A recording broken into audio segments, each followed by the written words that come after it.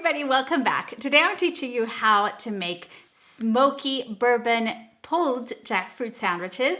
This is a really yummy recipe and it has several components. So you could choose to do the barbecue sauce and use it for something else. You could do the whole thing. You could use the slaw as a topping or as a quick small salad. You can do so many of these versions that I'm going to teach you today.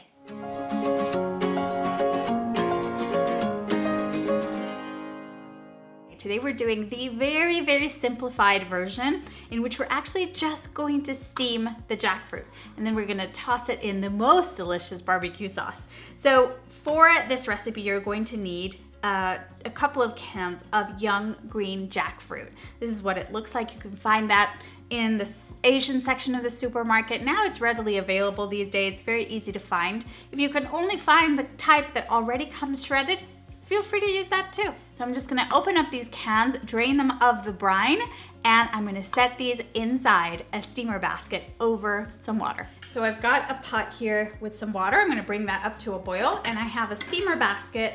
Really important to have a lid to close this and let the steam cook our jackfruit. So jackfruit comes in this kind of hard form, and what we need to do is soften it up so that we can pull it apart. Like if we were making any type of pulled pork, it has that magical texture that is so similar. So we're just going to let this go. As soon as it comes up to a boil, you're gonna set a timer for 30 minutes and just keep checking, make sure that you have enough water in the pot. What we're gonna do next is jazz up a barbecue sauce. So barbecue sauce is going to be our base, any type you like, and we're gonna add that to a small pot.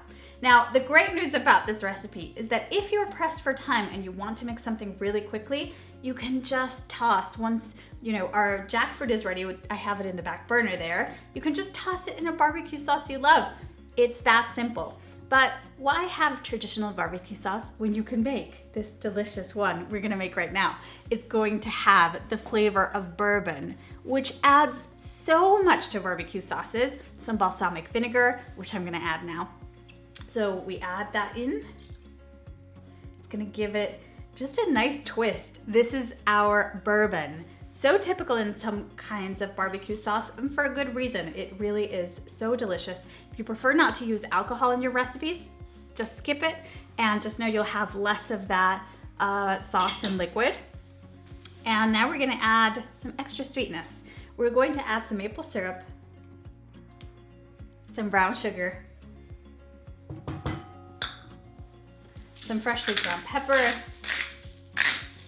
No need to measure that, just a few cracks, generous pinch of salt, and I like to grate some garlic in there. You can also use a garlic press, but grating it with a microplane grater, it really makes it super fine, and you're not gonna feel it within the sauce. You're just gonna have that amazing balance of flavor.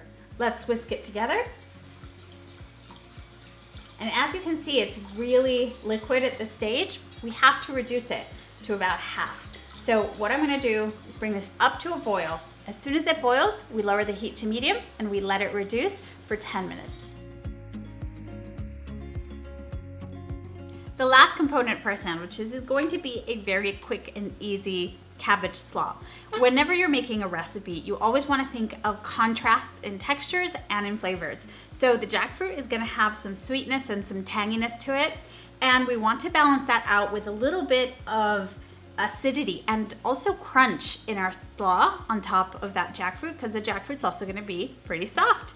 So for that, I'm going to simply cut up some cabbage. I'm using purple cabbage and green cabbage today, and if you love to have your cabbage and your slaw really thin and you've never been sure how to do that, one way is to use the grating attachment in a food processor, but an even better way is to use a mandolin slicer, which is this very inexpensive piece of equipment I have here, and you just run your cabbage down, and you're gonna need to test the thickness in which it will cut through the cabbage, but it's not too thick.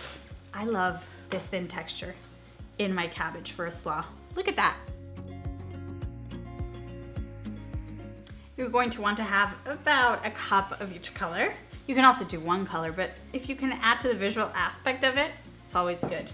So now we're gonna just do a very simple dressing for the cabbage and let that kind of marinate in that dressing.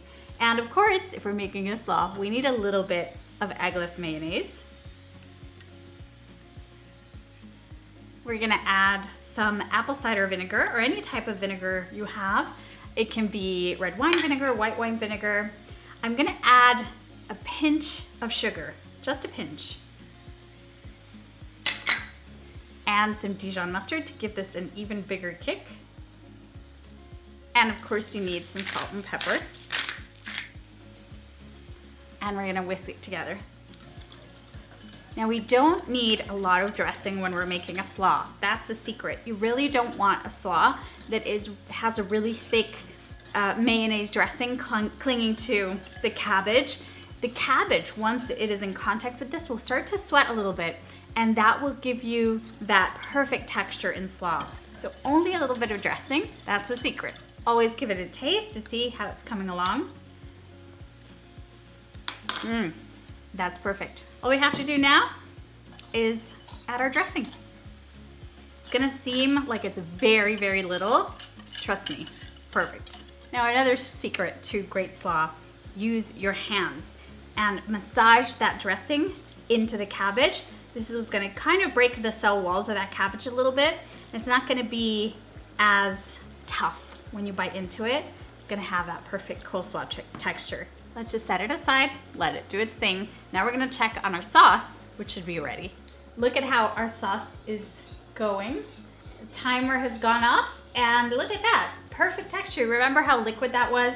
Now it has thickened because it's reduced to almost half, and you're gonna have all of the alcohol from that bourbon evaporated, but all of the flavor in there. So all we have to do now is taste, see if we need to adjust salt and pepper, but it should be perfect.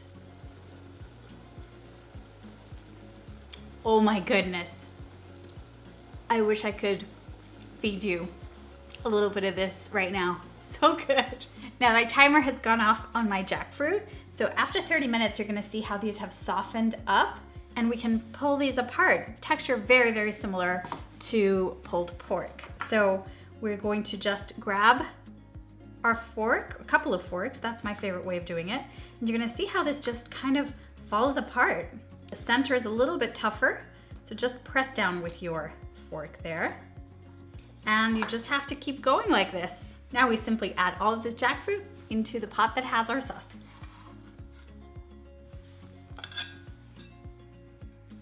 Let's mix really well, make sure all our jackfruit gets coated. Let's give it a taste.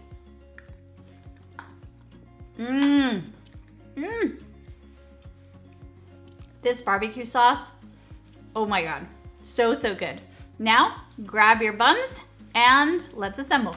Any type of bun that you like for sliders, for burgers will do quite well. So I've just warmed these up with a little bit of non-dairy butter in the oven, just a light toasting. You can toast them, not toast them, whatever your preference is.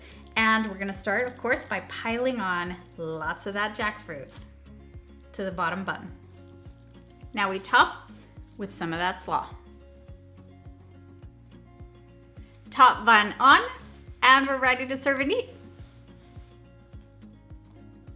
Thank you so much for cooking with us today. I hope you make these at home and show us your pictures using the hashtag Bramble and tagging us on Instagram, where we are @Bramble. Don't forget to follow us there too. And now I get to dig into these delicious sandwiches. Now, unfortunately, there's no elegant way to eat these. So excuse me if I make a mess. Oh, I'm so excited.